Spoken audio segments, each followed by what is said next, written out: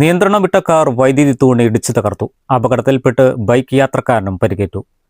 ചൊവ്വാഴ്ച രാവിലെ 10 മണിയോടെ വണ്ടൂർ എളങ്കൂർ റോഡിലെ വാളോറങ്ങൽ പുത്തൻപോയിലാണ് സംഭവം. വൈദ്യുതി തൂൺ പാടെ തകർന്നു.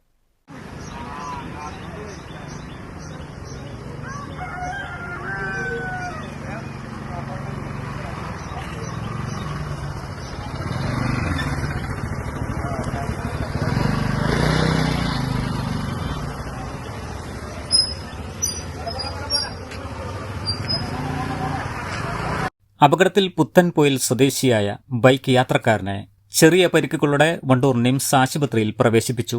വൈദ്യുതി തൂൺ മുറിഞ്ഞു വീണത് റോഡിലേക്കായിരുന്നു. ഇതോടെ ലൈനുകളും ഇരുവാഹനങ്ങൾക്കും മുകളിലേക്ക് പതിച്ചു. എന്നാൽ ഉടൻ തന്നെ വൈദ്യുതി ബന്ധം നിലച്ചതിനാൽ വൻ അപകടമാണ് ഒഴിവായത്. ഇതോടെ റോഡിൽ മണിക്കൂറുകളോളം ഗതാഗത തടസ്സവുമുണ്ടായി. പിന്നീട് KSEB അധികൃതർ എത്തി തൂണുകളും ലൈനുകളും റോഡിൽ നിന്നും നീക്കി ഗതാഗതം പുനഃസ്ഥാപിച്ചു. News bureau, Thiruvali.